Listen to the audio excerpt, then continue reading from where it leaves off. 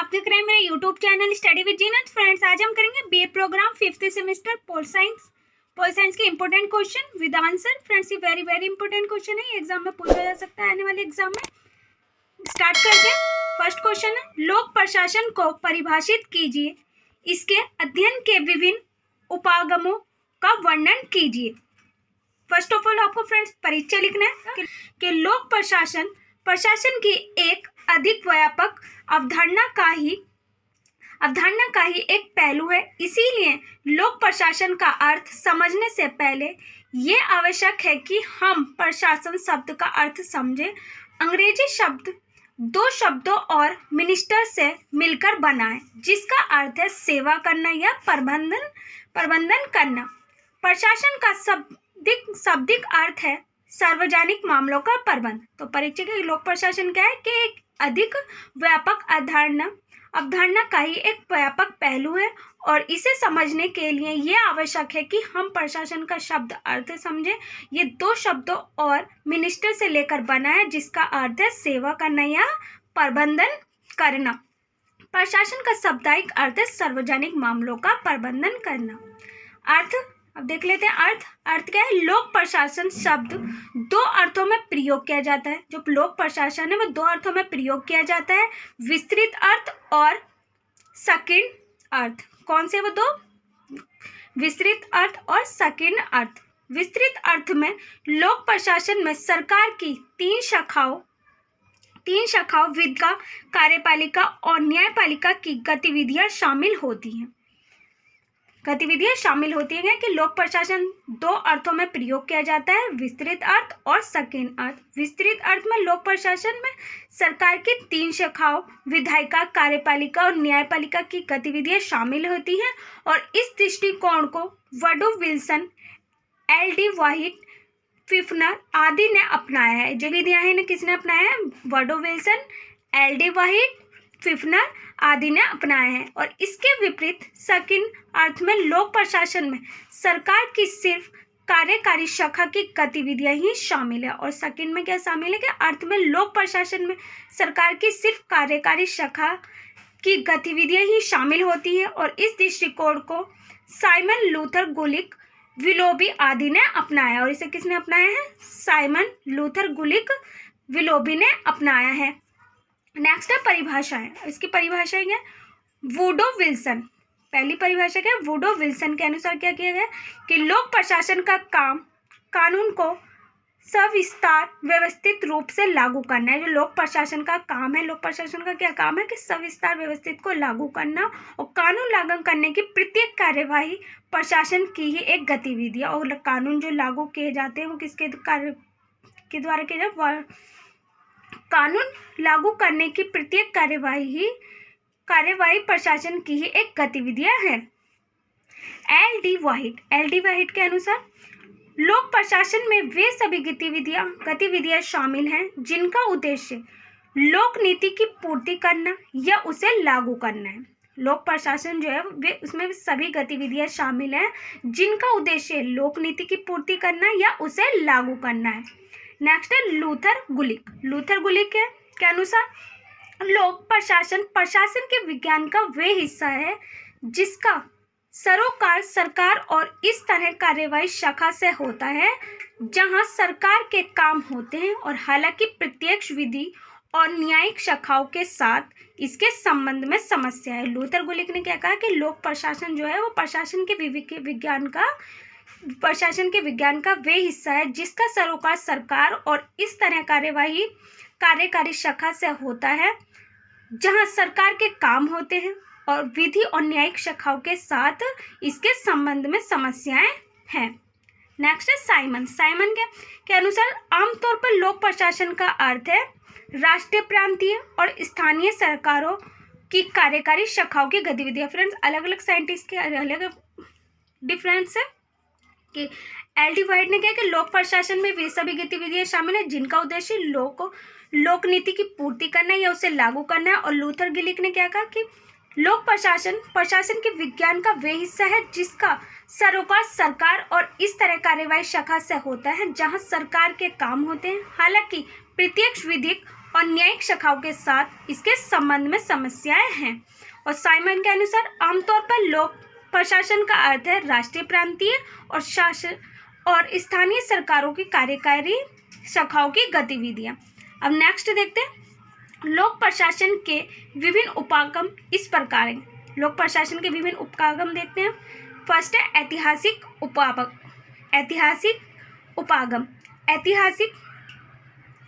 ऐतिहासिक उपागम के सिद्धांतकारों का मानना है कि इतिहास ज्ञान नए विडों में खुलता है। ऐतिहासिक उपागम के सिद्धांतकारों का मानना है कि जो इतिहास है वो विडों में खुलता है, नए विडों में खुलता है और किसी भी क्षेत्र के गहन अध्ययन के लिए ये आवश्यक है कि ऐतिहासिक उपागम ने प्रशासनिक संस्थानों को अनेक अतीत के आलोक में समझने की कोशिश की है। ये एक विशेष समय अवधि के भीतर उनके विकास का पता लगाकर प्रशासनिक संस्थानों का विश्लेषण करता है। किसी भी क्षेत्र के गहन का अध्ययन करने के लिए यह आवश्यक है कि ऐतिहासिक उपागम में प्रशासनिक संस्थानों को अनेक अतीत के आलोक में समझने की कोशिश की है और ये एक विशेष समय अवधि के भीतर उनके विकास का पता लगाकर प्रशासनिक संस्थानों का विश्लेषण करता है और इसीलिए यह दृष्टिकोण प्रशासनिक संस्थानों से संबंधित सूचनाओं को कालानुक्रमिक क्रम में व्यवस्थित और व्याख्या करता है। और लोक प्रशासन के अध्ययन के पिता को ना वुड्रो विल्सन इस नई विडो खुलता है कि लोक प्रशासन के अध्ययन के लिए ऐतिहासिक पद्धति को दो सबसे उपयुक्त तरीकों में से एक के रूप में माना जाता है और वास्तव में इस दृष्टिकोण को अपनाना काफ़ी बड़ी संख्या में प्रशासनिक संस्थानों को उनके अतीत के प्रकाश में समझा जा सकता है। उदाहरण के लिए नाइजीरिया की उत्पत्ति और इसके विकास के चरणों में बिना इकाई में उसके निर्माण को समझना काफ़ी कठिन है। इसके चरणों को बिना इकाई के समझना काफ़ी मुश्किल है, काफ़ी कठिन है कि प्रशासनिक संस्थानों का विश्लेषण करता है और सूचनाओं को कालानुक्रमिक क्रम से व्यवस्थित और व्याख्या करता है। और लोक प्रशासन के अध्ययन के लिए ऐतिहासिक पद्धति को दो सबसे उपयुक्त तरीकों में से एक के रूप में माना जाता है और प्रशासनिक संस्थानों को उनके अतीत के प्रकाश में समझा जा सकता है। उदाहरण के लिए नाइजीरिया की उत्पत्ति और इसके विकास के चरणों को बिना इकाई के समझना काफ़ी मुश्किल है। नेक्स्ट है कानूनी उपागम। कानूनी उपागम क्या है? कानूनी उपागम का दूसरा नाम न्यायिक उपागम है। कानूनी उपागम का दूसरा नाम क्या है? न्यायिक उपागम है और इसके दृष्टिकोण के समर्थकों ने लोक प्रशासन का अध्ययन कानूनी तरीकों से करने की मांग की है और कानून के हिस्से के रूप में और औपचारिक कानूनी संरचना और सार्वजनिक निकायों के संगठन पर ध्यान केंद्रित करना ही इस उपागम मुख्य कार्य है। इस उपागम का मुख्य कार्य है। नेक्स्ट पॉइंट है कानूनी उपागम की प्रधानता शक्ति से संबंधित है। इसकी संरचना और कार्य ये कार्यकालों के औपचारिक संगठन, आधिकारिक कर्तव्यों, शक्ति की सीमाओं और प्रशासकों के विवेकाधीन अधिकार पर जोर देता है और इसकी स्रोत सामग्री में संविधान, कानून के कोड नियमों और विनियमों के कार्यकाल, नियमावली और न्यायिक निर्णय शामिल है। तो कानूनी उपागम क्या है कि कानूनी उपागम का दूसरा नाम न्यायिक उपागम है और इसका दृष्टिकोण समर्थकों ने लोक प्रशासन का अध्ययन कानूनी तौर से करने की मांग की है और सार्वजनिक निकायों के संगठन पर ध्यान केंद्रित है और इसकी संरचना और कार्य ये कार्यकालों के औपचारिक संगठन और आधिकारिक कर्तव्यों की शक्ति की सीमाओं और प्रशासकों के विवेकहीन अधिकार पर जोर देता है। और यूरोपीय देशों उदाहरण के लिए जर्मनी, बेल्जियम और फ्रांस विशेष रूप से लोक प्रशासन के अध्ययन के लिए कानूनी उपागमों को नियोजित करने के लिए जाने जाते हैं। नेक्स्ट है, उम्मीद है फ्रेंड्स कानूनी उपागम भी अच्छे से क्लियर हो गया होगा। नेक्स्ट है दार्शनिक उपागम। दार्शनिक उपागम क्या है? दार्शनिक उपागम एक व्यापक श्रेणी के साथ आता है। जो दार्शनिक उपागम है एक व्यापक श्रेणी के साथ आता है क्योंकि यह प्रशासनिक गतिविधियों के सभी पहलुओं को अपने दायरे में लेता है। और ये क्या करता है कि प्रशासनिक गतिविधियों के सभी पहलुओं को अपने दायरे में लेता है और उन गतिविधियों के अंतर्गत आदर्शों को पादित करता है और ये प्रशासनिक गतिविधियों में मानव व्यवहार के युक्तिकरण पर ध्यान केंद्रित करता है और दार्शनिक उपागम को सबसे पुराना उपागम कहा जाता है। दार्शनिक उपागम जो है वो सबसे पुराना उपागम है कि दार्शनिक उपागम एक व्यापक श्रेणी के साथ आता है और ये गतिविधियों के अंतर्गत आदर्शों को प्रतिपादित करता है और ये प्रशासनिक गतिविधियों में मानव व्यवहार के युक्तिकरण पर ध्यान केंद्रित करता है और दार्शनिक उपागम को सबसे पुराना उपागम कहा जाता है। नेक्स्ट पॉइंट देखते हैं, व्यवहार उपागम। व्यवहार उपागम क्या है? व्यवहार उपागम को सामाजिक मनोवैज्ञानिक उपागम भी कहा जाता है। जो व्यवहार उपागम है उसे मनोवैज्ञानिक उपागम भी कहा जाता है। मूल रूप से विविध सामाजिक सेटिंग में मानव व्यवहार का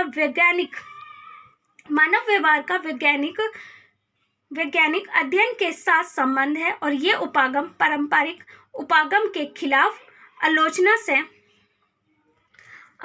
विकसित हुआ है, जिसमें मूल के बजाय वर्णनात्मक विश्लेषण पर जोर दिया था। जेम्स फेसलर के अनुसार निम्नलिखित विशेषताओं का व्यवहार उपागम के लिए जिम्मेदार ठहराया जा सकता है। इससे वास्तविक व्यवहार का अध्ययन शामिल है और आमतौर पर व्यक्तियों को विश्लेषण की पसंदीदा इकाई के रूप में लिया जाता है। और लोक प्रशासन के क्षेत्र में व्यवहारवाद 1930 के दशक में मानव संबंध आंदोलन के साथ शुरू हुआ और बाद में चेस्टर इरविंग बर्नार्ड द्वारा लोकप्रिय किया गया और हर्बर्ट अलेक्जेंडर साइमन और दूसरे साइमन ने तर्क दिया कि प्रशासनिक व्यवहार विज्ञान आंदोलन का हिस्सा है और विभिन्न विषयों की विषय वस्तु में एकमात्र अंतर है।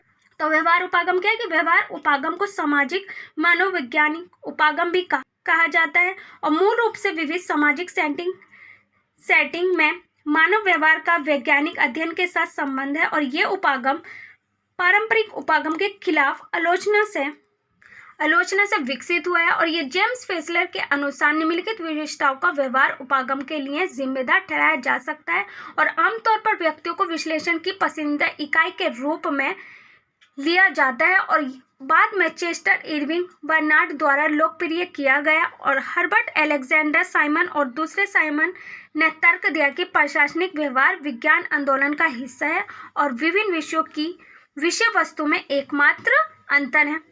तो आई होप फ्रेंड्स और अच्छे से क्लियर हो गएंगे तो परिचय क्या है, अर्थ क्या है और उसके विभिन्न उपागम क्या है। आई होप फ्रेंड्स आपको मेरी वीडियो पसंद आई होगी।